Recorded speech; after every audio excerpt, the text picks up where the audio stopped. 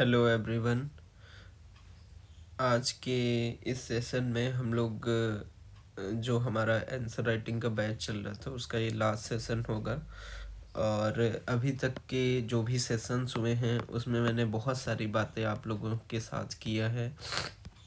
तो एक बार देख लेते हैं कि क्या कुछ पिछले सेशंस में मैंने आपको बताया है, और उसको एक बार देखने के बाद फिर आज के सेशन में निबंध में निष्कर्ष किस तरीके से लिखोगे उसके बारे में बातचीत करेंगे। ठीक है, तो पिछले कुछ सेशंस में हमने ये वाली पीडीएफ आपके साथ शेयर किया था जिसमें कविताओं और कथनों के जो उद्धरणों का जो संकलन है इसके बारे में मैंने आपसे अच्छे से बातचीत किया था। और बहुत सारे ये विषय आधारित उद्धरण आपको दिया था जिसमें राष्ट्रभाषा, हिंदी भाषा, कला सिनेमा के ऊपर उद्धरण, युद्ध और शांति के ऊपर उद्धरण, समय और धैर्य के ऊपर उद्धरण।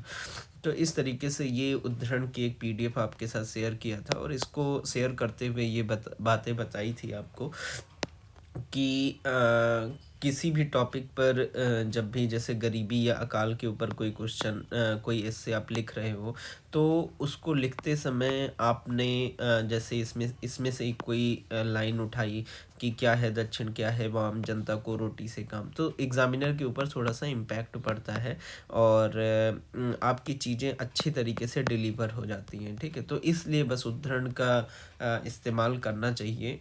तो इसके बारे में मैं आपको पिछले सेशंस में बताया था। और जैसे इस खेल है, शिक्षा है, इन टॉपिक्स पर इससे कभी कभी है, या संस्कृति के ऊपर या नैतिकता के ऊपर कोई इससे आता है तो आप उसको अच्छे तरीके से इन उद्धरणों के माध्यम से अपनी बात को रख सकते हो। ठीक है, तो ये कुछ बातें आपको बताई थी। विचार आधारित उद्धरण भी, जैसे अल्बर्ट आइंस्टीन का कोई कथन आपने कोट कर दिया, अब्राहम लिंकन का, अरस्तू का, तो ये सारी बातें मैं आपसे किया था पिछले सेशंस में। और फिर इसके बाद ये यही पीडीएफ है, बहुत डिटेल में ये दृष्टि की पीडीएफ है, और इसमें संस्कृत के भी उद्धरण दिए हुए हैं।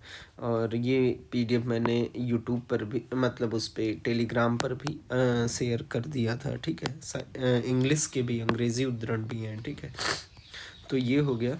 फिर इसके बाद कुछ मैंने पी वाई क्यूज़ आपके साथ दिखाया था 2015-16, और इनके सब के पी वाई क्यूज़ पर मैंने कहा था कि कुछ मैं पी वाई क्यूज़ आपको करवाऊँगा और कुछ आपको खुद ही करना होगा। तो 2025 के सारे जो एस्सेस थे उनके ऊपर हमने अच्छे से बातचीत कर लिया था। और इसके अलावा 2024 के जो भी एस्सेस थे 1 2 3 4 से खंड ए के, और 5 6 7 8 इसका खंड बी का, तो इस पर भी अच्छे से डिस्कशन कर लिया था।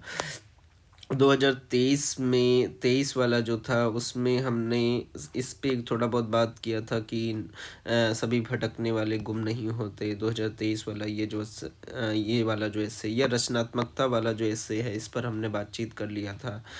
ठीक है, और इसके अलावा 2022 वाले में हमने खंड ए पर जो खंड ए के 1 2 3 हैं इस पर थोड़ा बहुत डिस्कशन किया था, लेकिन एस्से नंबर जो 4 है इस पर हमने डिटेल में बातचीत किया था। तो कुल मिलाकर के बहुत सारे एस्सेज मैंने आपके साथ डिस्कस किए थे, और हर टाइप्स के एस्सेज डिस्कस किए थे। ठीक है, तो मुझे लगता है कि उससे आपको बहुत सारी चीज़ें समझने में आसानी हुई होगी। फिर मैंने आपको बताया था कि जैसे उद्धरण की आवश्यकता रहती है, उद्धरण ज़रूरी है, लेकिन इम्पॉर्टेंट कोटेशंस के अलावा जो एस्से में मेन चीज़ आपको जो ध्यान रखनी होती है वो है एनालिसिस। एनालिसिस एक बहुत मेजर फैक्टर होता है, विश्लेषण करना बहुत मेजर फैक्टर होता है एस्से राइटिंग में। तो उसमें फिर मैंने आपको बताया था कि भूमिका किस तरीके से लिखना है, मेन बॉडी को किस तरीके से अप्रोच करना है, और निष्कर्ष को भी बता ही दिया था। और आज के सेशन में निष्कर्ष पर और भी बातचीत कर लेंगे। ठीक है, क्योंकि इंट्रो और मेन बॉडी पर तो अच्छे से बातचीत हो गई थी। तो भूमिका और मुख्य भाग और निष्कर्ष वही फॉर्मेट है जो हमारा एसे। भूमिका में मैंने आपको बताया था कि जैसे निबंध की जो शुरुआत है, तो शुरुआत करने के लिए जैसे किसी कविता की, किसी कहानी, श्लोक, अंग्रेजी उद्धरण या स्वयं का कोई अनुभव या हाल ही में चर्चा के रहे विषय आदि के माध्यम से कर सकते हो निबंध की शुरुआत। फिर ये जो शुरुआत है, यह निबंध के संपूर्ण विषय को शामिल कर रही हो, ये बात भी मैंने आपके साथ बताया था कि ये जो शुरुआत है वो निबंध के संपूर्ण विषय को शामिल कर रही हो, ठीक है। फिर इस तरीके से जैसे कोई आपने शुरुआत कर दिया जिसमें निबंध का संपूर्ण विषय शामिल हो रहा है, ठीक है। फिर रूल नंबर 1 मैंने आपको बताया था कि निबंध के मूल शब्द को भूमिका में परिभाषित करना है। जैसे इतना तो करना ही है कि किसी स्टोरी, किसी कहानी, किसी श्लोक, किसी अंग्रेजी उद्धरण या स्वयं के अनुभव से पहले आपको स्टार्टिंग करनी है। फिर उसके बाद इसी को थोड़ा सा रिलेट करना है, या शुरुआत निबंध के संपूर्ण विषय को शामिल कर रही हो।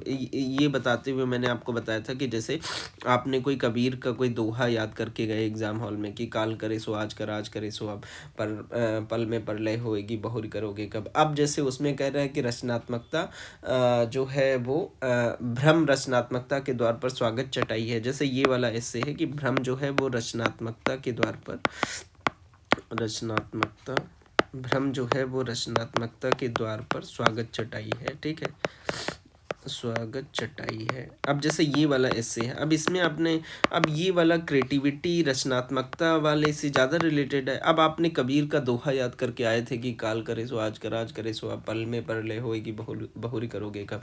अब आप वहीं से स्टार्टिंग किए दे रहे हो, तो ये सब करना गलत है, क्योंकि आप ऐसा मन बना करके मत जाओ कि इसी श्लोक से स्टार्ट करेंगे, इसी कोटेशन से स्टार्ट करेंगे। उस तरीके का मन बनाने का ज़रूरत नहीं है।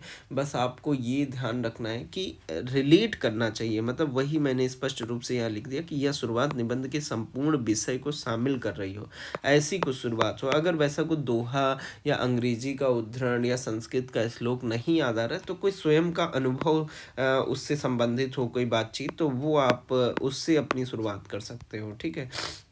तो इस तरीके से कुछ निबंध की शुरुआत करनी है। फिर उसके बाद शुरुआत करने के बाद तुरंत रिलेट करना है, मतलब निबंध की इस प्रकार इस कहानी के माध्यम से समझ सकते हैं कि ऐसा, मतलब जो निबंध का टॉपिक है उससे थोड़ा सा रिलेट करना है, ठीक है। इस तरीके से रिलेट करने के बाद फिर रूल नंबर 1 मैंने भूमिका में आपको बताया था कि कीवर्ड को भूमिका में परिभाषित करना अनिवार्य है, कि जो कीवर्ड है, जैसे जैसे सपोज दैट कीवर्ड में जैसे रचनात्मकता कीवर्ड को ले लेते हैं, ठीक है। रचनात्मकता एक कीवर्ड है, तो रचनात्मकता को डिफाइन कर दो कि इसका मतलब क्या होता है, ठीक है। जैसे कि एक ऐसे का टॉपिक है कि सत्य कोई रंग नहीं जानता, जैसे सत्य कोई रंग नहीं जानता, सत्य कोई रंग नहीं जानता, सत्य कोई, ट्रुथ नोज नो कलर, ठीक है, सत्य कोई रंग नहीं जानता है, ठीक है। तो ट्रुथ को डिफाइन कर सकते हो, सत्य को डिफाइन कर सकते हो थोड़ा सा, और या तो फिर कोई रंग नहीं जानता, तो रंग ना जानने का क्या मतलब है, तो रंग शब्द को परिभाषित कर सकते हो, ठीक है। तो मूल शब्द को भूमिका में परिभाषित करना अनिवार्य है, ठीक है। जैसे मैंने ये बताया था कि ये रचनात्मकता वह देखना है जो बाकी सभी ने नहीं देखा, और वह सोचना है जो किसी और ने नहीं सोचा। तो इसमें जैसे कीवर्ड रचनात्मकता है, तो इसको बहुत मौलिक तरीके से मतलब अपनी बात, इसकी मतलब परिभाषा अपना दे सकते हो, ठीक है। या फिर जैसे कोई स्टोरी वगैरह आपने कुछ रिलेट किया शुरू में, फिर स्टोरी बताने के बाद इसको टॉपिक से थोड़ा सा जोड़ा, फिर उसके बाद आपने रचनात्मकता शब्द की परिभाषा बता दिया। तो ऐसा कुछ करना है भूमिका में कि कीवर्ड्स जो हैं उनको ज़रूर परिभाषित करो, ठीक है। फिर उसके बाद रूल नंबर 2 मैंने बताया था भूमिका लिखते हुए कि निबंध की भूमिका में कोई मेटाफर हो, कोई रूपक हो, तो रूपकों को परिभाषित करना अनिवार्य है। रूपक का मतलब क्या होता है कि रूपक का मतलब होता है कि एक प्रस्तुत अर्थ है और प्रस्तुत अर्थ के अलावा भी एक और अर्थ निकलता है, तो उसी को रूपक बोलते हैं। जिसमें प्रस्तुत अर्थ के अलावा एक अलग अर्थ हो तो उसी को रूपक बोलते हैं। तो निबंध की भूमिका में रूपकों को परिभाषित करना अनिवार्य होता है। अब जैसे इसमें मैंने बताया था कि सत्य कोई रंग नहीं जानता, ट्रुथ नोज नो कलर, तो इसमें कलर ऐसा नहीं है कि सत्य नाम का कोई आदमी है और उसको कलर ब्लाइंडनेस हो गया, ऐसा कुछ नहीं है। इसमें रंग का मतलब है जाति से, रंग का मतलब है धर्म से, रंग का मतलब है वेशभूषा से, रंग का मतलब है ऊंच-नीच से, या इस तरीके की जैसे कोई भी बात है, कोई अगर मेटाफर है कुछ इस तरीके का, तो उसको ज़रूर आपको बताना चाहिए। ट्रुथ नोज़ नो कलर, सत्य कोई रंग नहीं जानता, तो यहाँ पे रंग शब्द का मतलब जो है वो आपको ज़रूर बताना है, ठीक है? तो मेटाफर्स को ज़रूर ओपन करना है, ठीक है? फिर उसके बाद ये सब मैंने बहुत डिटेल में आपसे, बिना लड़े ही दुश्मन को परास्त करना युद्ध की सर्वोच्च कला है, विचार एक दुनिया खोजता भी और एक बनाता भी है, सबसे अच्छे सबक कड़वे अनुभव से सीखे जाते हैं।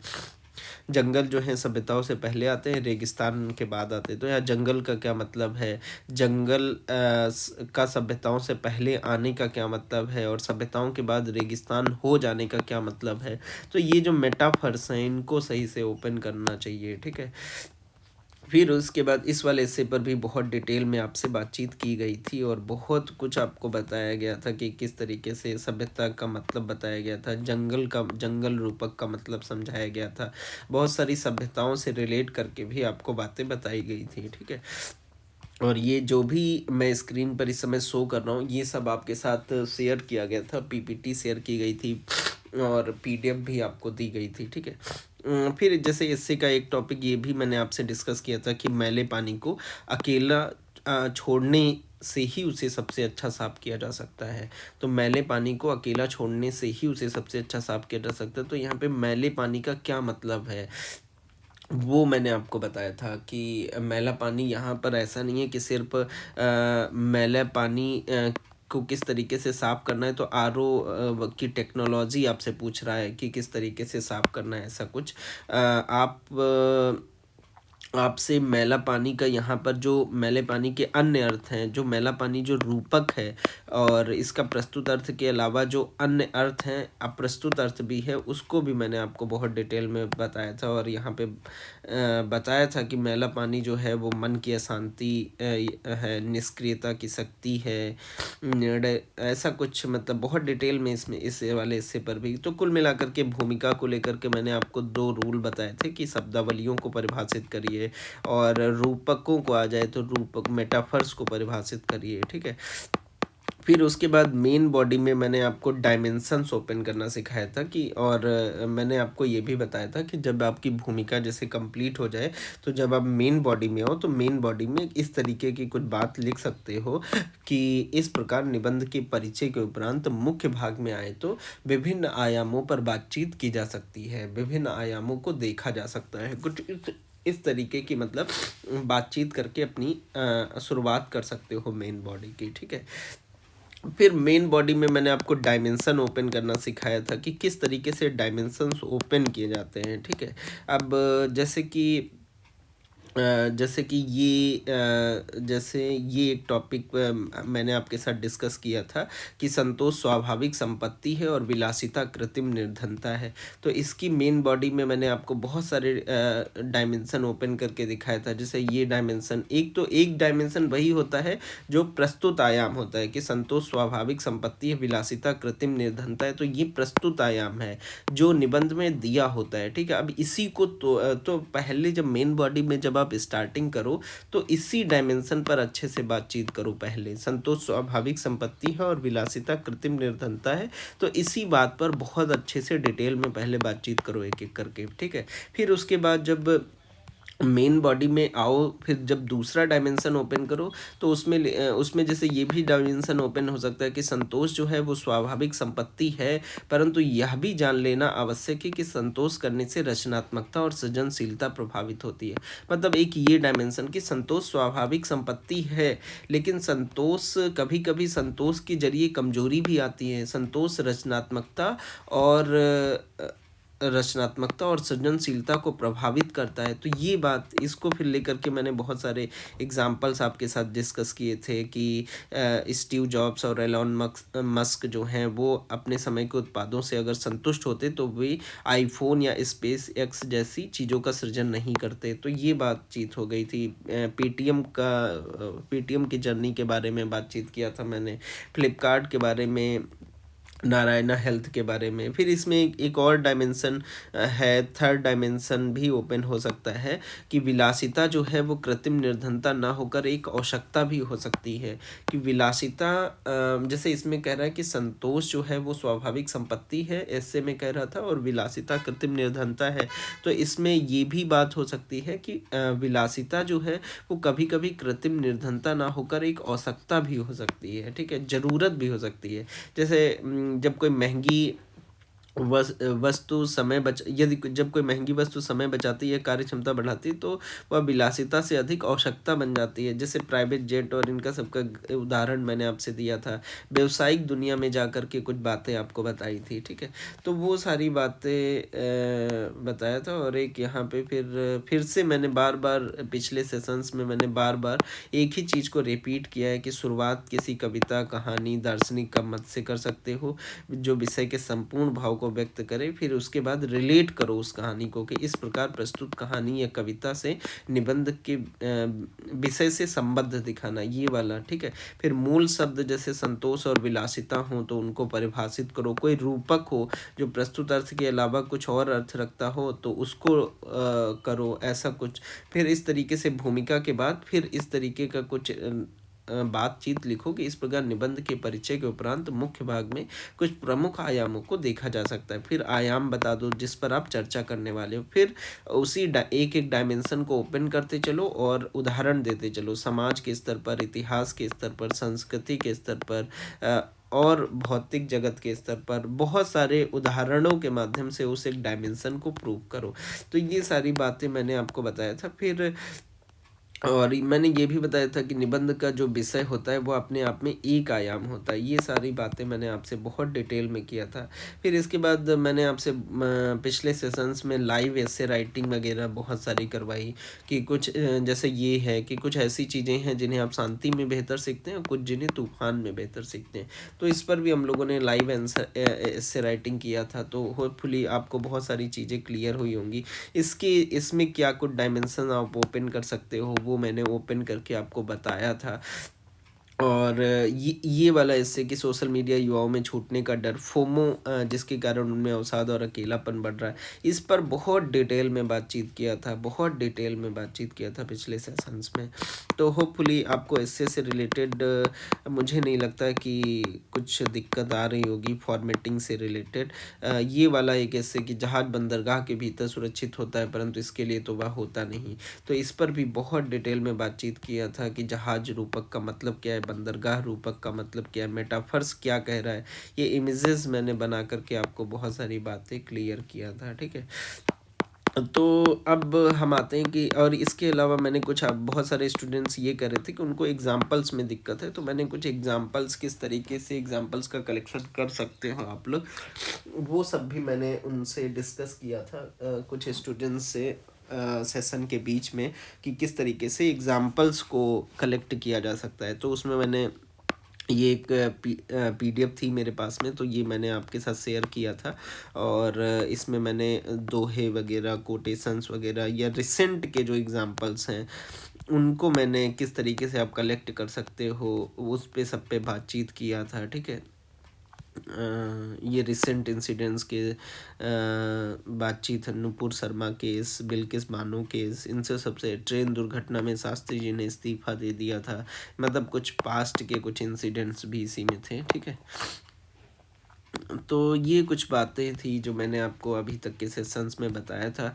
और आज मैं निष्कर्ष पर, वैसे हर एक ऐसे राइटिंग जब भी जो भी मैंने किया तो उसमें मैं आपको बताते आया हूँ, लेकिन फिर भी आज के सेशन आज के सेशन में मैं निष्कर्ष में आपको यही बताऊंगा कि पिछले सेशंस में मैंने आपको वैसे ऐसे के साथ में ये चीज़ बताई भी थी कि जब भी आप निष्कर्ष लिखो तो निष्कर्ष लिखते समय आप का हमेशा एक संतुलित दृष्टिकोण होना चाहिए, ठीक है। एक संतुलित दृष्टिकोण रखना, ये बात आपको बहुत बहुत प्रमुखता से आपको ध्यान रखना है कि जैसे संतोष एक स्वाभाविक संपत्ति है और विलासिता कृत्रिम निर्धनता है।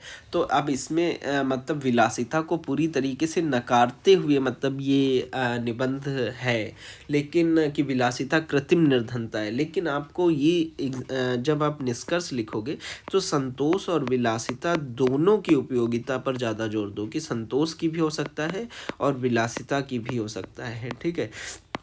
जैसे कि जैसे जहाज वाला जो मैं आपको इससे करवाया था कि जहाज जो हैं वो मतलब जहाज बंदरगाह पर खड़े होने के लिए नहीं होते हैं, वो जो इससे था। तो उसमें जो है और बंदरगाह, इन दोनों की इम्पोर्टेंस को थोड़ा सा लिखो, ठीक है। कि जहाज मतलब लहरों से टकराए भी लेकिन बंदरगाह पर आकर के आराम भी करे, बंदरगाह पर आकर के अपनी मरम्मत भी करवाए, अपने आप को और मजबूत भी करे। तो जहाज और बंदरगाह दोनों में एक संतुलन आपको दिखाना होगा, ठीक है। तो एक ये बात मेरी याद रखना है आपको कि जब भी आप निष्कर्ष लिखो तो निष्कर्ष लिखते समय हमेशा संतुलित दृष्टिकोण को अपनाना है, ठीक है। और एक अच्छे निष्कर्ष में क्या कुछ बातें होनी चाहिए, एक अच्छे निष्कर्ष में जैसे रीस्टेटिंग थीसिस का एक कॉन्सेप्ट है। रीस्टेटिंग थीसिस का मतलब कि अपने मुख्य बिंदुओं को नए शब्दों में दोहराना है। मुख्य बिंदु जो है, जो आप वो कंक्लूडिंग रिमार्क्स दे रहे हो, उसमें ऐसा ना हो, रिपीटिशन नहीं होना चाहिए कि वही एक बात को आप वही शब्दावलियों को दोहरा रहे हो, ऐसा नहीं करना है। नए तरीके से नए शब्दों को चूज करके फिर अपनी बात को रखना है सरल तरीके से, ठीक है। और मुख्य बिंदुओं का सार देना है, सारांश देना है, ठीक है। और एक अंतिम या शक्तिशाली वाक्य जो पाठक पर स्थायी प्रभाव छोड़ता हो। हाँ, जो एग्जामिनर है, एग्जामिनर के ऊपर कुछ ऐसा मतलब एक प्रभाव छोड़ने वाला कि उस पे उसके जहन में बना रहे, ऐसी कुछ कोई अंतिम या शक्तिशाली वाक्य जरूर लिखना है, ठीक है। उससे हमें लगता है कि 1 नंबर 2 नंबर इस तरीके का जरूर बढ़ता है। हो सकता है ज़्यादा नंबर भी बढ़ जाएं, 5 से 6 नंबर। बहुत अच्छी लाइन लिख दी आपने, कोई कविता जो बिल्कुल रिलेट कर रही है, तो एग्जामिनर के ऊपर अच्छा इम्पैक्ट पड़ता है। तो निष्कर्ष लिखते समय ये कुछ बातें ध्यान रखो कि रीस्टेटिंग थीसिस करना है, समरी ऑफ मेन पॉइंट्स करना है और कंक्लूडिंग अथवा ब्रॉडर स्टेटमेंट देना है, ठीक है। तो ऐसा कुछ करना है, ये 2-3 बातें। और बाकी हर एक ऐसे राइटिंग जो भी मैंने आपके साथ करवाई है उसमें मैंने थोड़ा बहुत निष्कर्ष के बारे में भी बताते हुए चले हैं, लेकिन ये 1-2 बातें और आपको ध्यान रखना है। और कि जो मैं अभी आपसे बता रहा था, बाकी और जो भी एक्चुअली इसमें ज़्यादा सेशंस का मैंने आपसे कहा था कि ज़्यादा सेशन हो जाएंगे, लेकिन मुझे लगता है कि जो मेन बातें थी और बहुत डिटेल में मैंने आपको बताया, लंबा एक अच्छा सेशन में भी हम लोग 2 से ढाई घंटे बातचीत करते ही थे। तो मुझे लगता है कि सारी चीज़ें कवरअप हो गई हैं। अब मेन चीज़ें जो हैं, मतलब कुछ ऐसा नहीं है जो मैंने आपको ना बताया हो फॉर्मेटिंग के स्तर पे। अब बस आपको ये करना है कि फॉर्मेट तो आपका तैयार हो गया है, फॉर्मेट आपका रेडी हो गया है। बस आप लोगों को अब प्रैक्टिस करना है ज़्यादा से ज़्यादा, और प्रैक्टिस करके आप अगर मुझे अपना ऐसे लिख करके भेजोगे तो मैं ज़रूर से ज़रूर चेक करके उस पर कुछ रिमार्क ज़रूर दे करके आपको बताऊंगा, ठीक है। तो अब आपको कोशिश करनी है कि जो भी पीवाईक्यूज़ हैं, ठीक है, जो भी पीवाईक्यूज़ हैं वहाँ से एस्से उठानी है और उस पर एस्से राइटिंग करना है। और एस्से राइटिंग करके मुझे भेज देना, मैं जल्दी से जल्दी चेक करके आपको बता दूंगा, ठीक है। तो ये कुछ बातें थी जो आपसे इस लास्ट सेशन में डिस्कस करना था। और होपफुली इस एस्से राइटिंग के मतलब कोर्स से आपको बहुत कुछ सीखने को मिला होगा, फॉर्मेटिंग सीखने को मिला होगा, भूमिका के स्तर पर क्या करना है, मेन बॉडी के स्तर पर क्या कुछ ध्यान में रखना है, कंक्लूज़न किस तरीके से लिखना है। और अब भी बस आप प्रैक्टिस करोगे तो धीरे धीरे चीज़ें और बेहतर होंगी, ठीक है। तो मिलते हैं नेक्स्ट सेशन में। और अगर इससे का कुछ और भी नया बैच आएगा तो उसके बारे में आपको अपडेट कर दिया जाएगा, ठीक है। और इसके अलावा और भी कुछ भी डाउट होगा आपका तो आप मुझसे कांटेक्ट कर सकते हो, ठीक है। तो आज के सेशन में इतना ही, और नेक्स्ट सेशन में हम लोग मिलते हैं, ठीक है। Thank you.